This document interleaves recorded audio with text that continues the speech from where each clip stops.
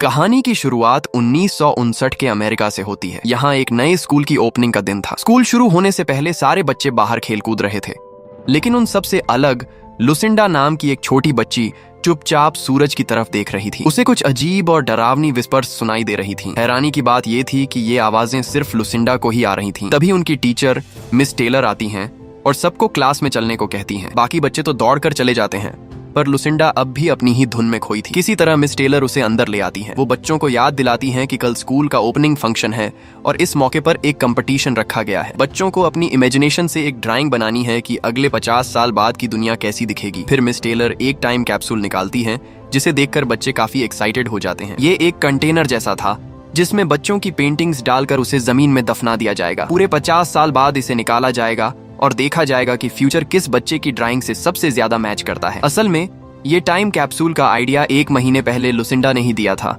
जिसके लिए टीचर उसकी काफी तारीफ करती है। कंपटीशन शुरू होता है। कोई स्पेस ट्रेवल की ड्राइंग बनाता है तो कोई रोबोटिक दुनिया का। लेकिन जब टाइम खत्म होता है तो मिस टेलर देखती हैं कि लुसिंडा ने ड्राइंग बनाने के बजाय पूरे पेपर को अजीब से नंबर्स से भर दिया था। वो बिना रुके बस नंबर्स लिखती जा रही थी, जैसे उसका अपने हाथों पर कोई कंट्रोल ही ना हो। मिस टेलर तुरंत उसका पेपर छीन लेती है, जिसे देखकर लुसिंडा बहुत ही परेशान नजरों से उन्हें घूरने लगती है। अगले दिन स्कूल का ओपनिंग फंक्शन होता है। मिस टेलर देखती हैं कि लुसिंडा आज भी सबसे अलग एक बैलून पकड़े उदास खड़ी है। उधर टाइम कैप्सूल में बच्चों की ड्राइंग्स रखकर उसे जमीन में दफना दिया जाता है। इसी बीच लुसिंडा वहां से गायब हो जाती है और आसमान में सिर्फ उसका बैलून उड़ता दिखता है। मिस टेलर टेंशन में आ जाती हैं और पुलिस को बुलाकर उसे पूरे स्कूल में ढूंढने लगती है। काफी ढूंढने के बाद लुसिंडा उन्हें जिम में मिलती है। वो बहुत ज्यादा डरी हुई थी और उसकी उंगलियों से खून बह रहा था। उसने अपने नाखूनों से लकड़ी के दरवाजे पे खुरच खुरच के कुछ और नंबर्स लिख दिए थे। ये देखकर मिस टेलर बुरी तरह शॉक्ड रह जाती है। लुसिंडा के कानों में अब भी वही डरावनी आवाजें गूंज रही थीं और उसे खुद समझ नहीं आ रहा था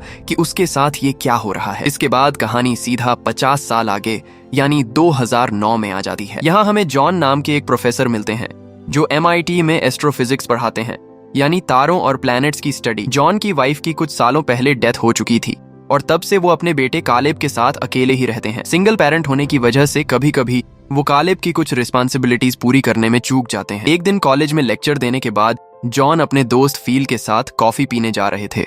तभी उन्हें याद आता है कि आज कालेब के स्कूल की 50वीं एनिवर्सरी है। ये वही स्कूल था जहां 50 साल पहले टाइम कैप्सूल को दफनाया गया था। जॉन तुरंत स्कूल पहुंचते हैं। वहां आज उसी कैप्सूल को बाहर निकाला जा रहा था। पुरानी टीचर मिस टेलर को भी चीफ गेस्ट के तौर पर बुलाया गया था। कैप्सूल खुलने के बाद मिस टेलर बच्चों में वो पुराने एनवेल्प बांटती हैं। बाय चांस कालेब के हाथ में लुसिंडा वाला एनवेल्प आ जाता है।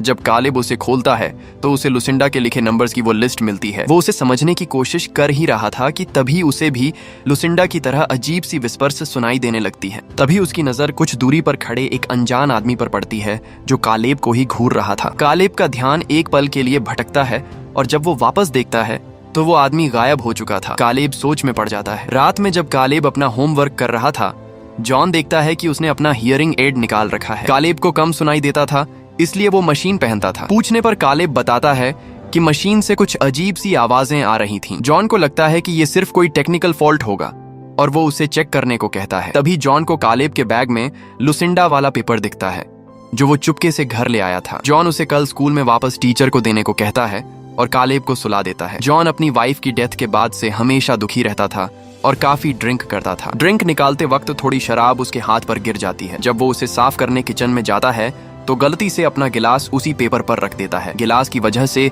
पेपर के बीच में एक गोल घेरा बन जाता है। उस घेरे के अंदर जॉन को कुछ जाने पहचाने नंबर्स दिखते हैं। जब वो उन्हें व्हाइट बोर्ड पर लिखकर डिकोड करता है तो वो एक डेट थी, 9 नवंबर 2001, और उसके आगे 2966 लिखा था। इंटरनेट पर सर्च करने पर जॉन पूरी तरह शॉक्ड रह जाता है। 9 नवंबर 2001 को न्यूयॉर्क के ट्विन टावर्स पर आतंकी हमला हुआ था, जिसमें ठीक 2966 लोगों की जान गई थी। इसके बाद जॉन पेपर के बाकी नंबर्स को भी व्हाइट बोर्ड पर लिखता है। उसे उसमें कई सारी डेट्स मिलती हैं। जब वो एक एक करके उन्हें सर्च करता है तो पता चलता है कि हर डेट पर कोई ना कोई बड़ा हादसा हुआ था, जैसे 1985 का मैक्सिको अर्थक्वेक जिसमें 100 से ज्यादा लोग मरे, 1995 का ओक्लाहोमा बॉम्ब ब्लास्ट जिसमें 168 लोग मरे, और 2004 की इंडियन ओशियन वाली सुनामी जिसने 2,29,866 लोगों की जान ले ली थी। उस पेपर पर 1959 से लेकर अब तक की सारी बड़ी घटनाओं की डेट्स और उनमें मरने वालों की सही गिनती लिखी हुई थी। जॉन के तो होश उड़ जाते हैं। लुसिंडा ने ये सब 1959 में लिखा था और ये पेपर 50 साल से जमीन में दफन था। यानी किसी ने इसके साथ कोई छेड़छाड़ नहीं की। तो फिर एक बच्ची ने इतनी सटीक फ्यूचर की बातें कैसे लिख दी? अगले दिन जॉन अपने दोस्त फील के पास जाता है और उसे ये सब बताता है। वो उसे दिखाता है कि पेपर में फ्यूचर की 3 और घटनाएं भी लिखी हैं, जिनमें से एक तो कल ही होने वाली है और उसमें 81 लोग मारे जाएंगे।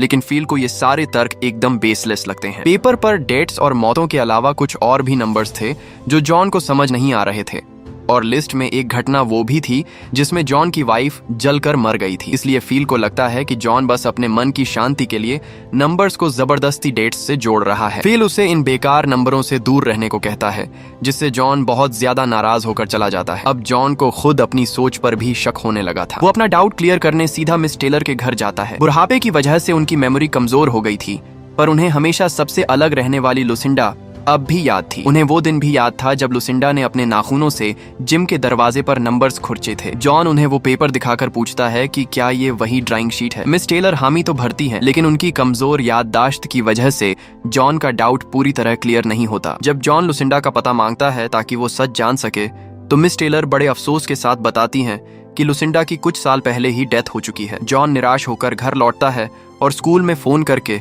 उन वर्कर्स का पता लगाने की कोशिश करता है जिन्होंने कैप्सूल निकाला था। इसी बीच घर के बाहर खेल रहे कालेब के पास एक कार रुकती है। उसमें काले कोट पहने 2 अनजान आदमी बैठे थे। कालेब को फिर से वैसी ही आवाजें सुनाई देने लगती हैं और वो उनके पास चला जाता है। उनमें से एक आदमी कालेब को एक काला पत्थर देता है। जॉन खिड़की से ये सब देख लेता है और घबराकर बाहर भागता है, लेकिन वो लोग तब तक जा चुके थे। कालेब बताता है कि वो भी उन्हें नहीं जानता और वो काला पत्थर जॉन को दिखाता है। जॉन उसे अपने पास रख लेता है और कालेब को किसी भी अजनबी से दूर रहने को कहकर अंदर भेज देता है। जब जॉन इंटरनेट पर लुसिंडा की डेथ के बारे में सर्च करता है तो उसे उसकी एक फोटो मिलती है और पता चलता है कि उसकी डेथ मेडिसिन ओवरडोज की वजह से हुई थी। रात के वक्त जॉन की बहन ग्रेस अचानक आकर उसे डरा देती है। ग्रेस बताती है कि उनके पेरेंट्स जॉन से मिलना चाहते हैं, पर जॉन की अपने पिता से बिल्कुल नहीं बनती थी, इसलिए वो ग्रेस को वहां से जाने के लिए कह देता है। रात के 12 बज जाते हैं। लुसिंडा के पेपर के हिसाब से आज ही वो दिन था जब 81 लोगों की मौत होने वाली थी। जॉन घंटों तक टीवी पर न्यूज चैनल्स देखता है,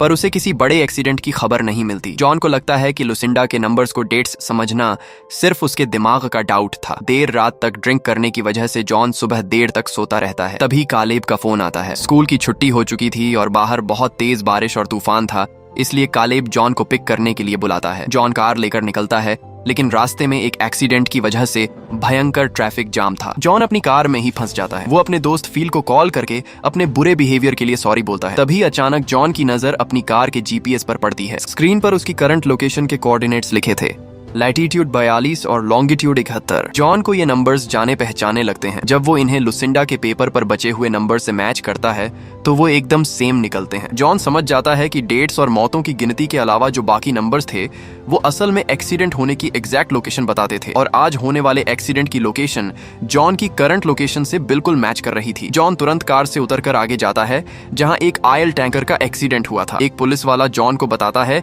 कि इसमें कोई नहीं मरा है और उसे वापस जाने को कहता है। वो बोल ही रहा था कि अचानक पुलिस वाला बुरी तरह डर जाता है और अपनी जान बचाकर भागने लगता है। जॉन पीछे मुड़कर देखता है तो उसके होश उड़ जाते हैं। एक बड़ा पैसेंजर प्लेन क्रैश होकर सीधा उनके सामने आकर गिरता है। जॉन अपनी जान की परवाह किए बिना उस जलते हुए प्लेन की तरफ भागता है और लोगों को बचाने की कोशिश करता है। लोगों की चीखें और उन्हें आग में जलता देखकर जॉन अंदर तक दहल जाता है। तभी पुलिस की टीम आकर एरिया को सील करती है और जॉन को वहां से सुरक्षित बाहर निकाल देती है। जब जॉन घर पहुंचता है तो ग्रेस कालेब को पहले ही घर ला चुकी थी। जॉन न्यूज देखता है जहां बताया जा रहा था कि ये प्लेन क्रैश सूरज से निकले सोलर फ्लेयर की वजह से हुआ था। इस एक्सीडेंट के बाद जॉन को लुसिंडा के नंबर्स पर पूरा भरोसा हो जाता है।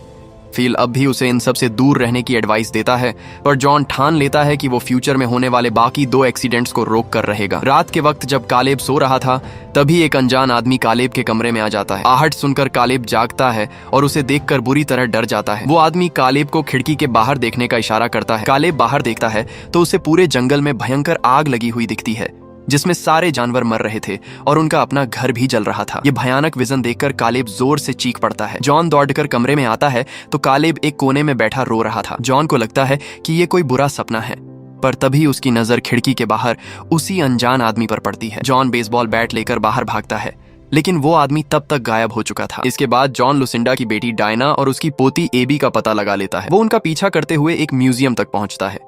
जॉन कालेब को एबी से दोस्ती करने भेजता है और खुद डायना के पास जाकर उससे बात शुरू करता है। वो डायना को कॉफी पर ले जाता है। जॉन सीधा पॉइंट पर आता है और डायना को लुसिंडा और उन नंबर्स के बारे में सब कुछ बता देता है। अपनी माँ का नाम सुनते ही डायना बहुत ज्यादा इरिटेट हो जाती है और वहां से जाने लगती है। जॉन उसे रोकता है और बताता है कि कल न्यूयॉर्क में 170 लोग मारे जाएंगे और उसके 3 दिन बाद 19 अक्टूबर को 33 लोगों की मौत होगी। जॉन बस इन एक्सीडेंट्स को रोकने के लिए उसकी मदद चाहता था, लेकिन डायना एक नहीं सुनती और एबी को लेकर वहां से चली जाती है। जॉन हार नहीं मानता। वो कल होने वाले एक्सीडेंट की लोकेशन का पता लगा लेता है। न्यूज में न्यूयॉर्क में टेररिस्ट अटैक होने की खबर चल रही थी। जॉन समझ जाता है कि कल वाला एक्सीडेंट यही है। वो तुरंत FBI को कॉल करके उन्हें एग्जैक्ट लोकेशन बताता है और एरिया को तुरंत सील करने को कहता है। अगले दिन जॉन कालेब को ग्रेस के पास छोड़कर खुद उस लोकेशन पर पहुंचता है, जो कि एक सबवे स्टेशन था। वहां पुलिस थी, लेकिन उन्होंने एरिया को सील नहीं किया था। एक पुलिस वाली से बहस करने के बाद जॉन खुद सबवे के अंदर जाता है और किसी सस्पेक्ट को ढूंढने लगता है। तभी उसे एक आदमी अपने जैकेट में कुछ छिपाता हुआ दिखता है। जॉन जैसे ही उसके पास जाता है, वो आदमी भागने लगता है। जॉन उसका पीछा करता है और पुलिस भी उनके पीछे भागने लगती है। आखिर में वो आदमी एक ट्रेन में जाकर फंस जाता है। पुलिस जब उसे गन पॉइंट पर पकड़ती है तो उसके कपड़ों से चोरी की हुई DVDs गिरती है। वो कोई टेररिस्ट नहीं बल्कि सिर्फ एक चोर था।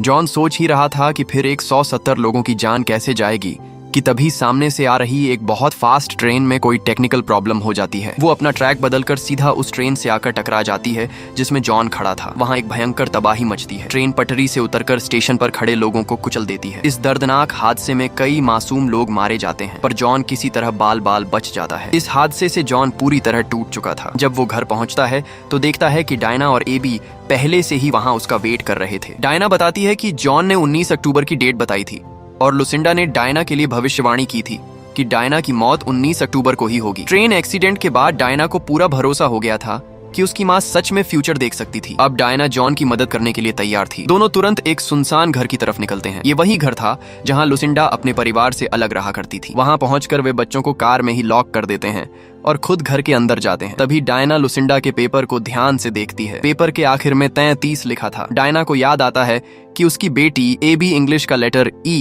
हमेशा उल्टा लिखती है, जो बिल्कुल 3 जैसा दिखता है। वो समझ जाती है कि लुसिंडा ने 33 नहीं बल्कि EE लिखा था। लेकिन अब सवाल था कि इस EE का मतलब क्या है। घर को चेक करते हुए डायना बताती है कि उसके पापा को लगता था कि लुसिंडा पागल हो गई है, इसलिए वो डायना को लेकर अलग हो गए थे। लुसिंडा कहती थी कि वो किसी बर्थडे पर्पज से यहाँ आई है और उसे तैयार रहना है। जब डायना 9 साल की थी तब लुसिंडा की डेथ हो गई थी। जॉन को एक दीवार मिलती है जो पूरी तरह से न्यूज़पेपर की कटिंग्स से भरी हुई थी। ये उन सभी एक्सीडेंट्स की खबरें थीं जिनकी डेट्स लुसिंडा ने पेपर पर लिखी थी। तभी जॉन का ध्यान वहां टंगी एक पेंटिंग पर जाता है जिसमें फरिश्ते किसी को कोई मैसेज दे रहे थे। डायना बताती है कि लुसिंडा इस पेंटिंग को घंटों तक घूरती रहती थी। डायना जॉन को वो कमरा दिखाती है जहां लुसिंडा की डेथ हुई थी। कमरे में एक बाइबल के अलावा कुछ नहीं था।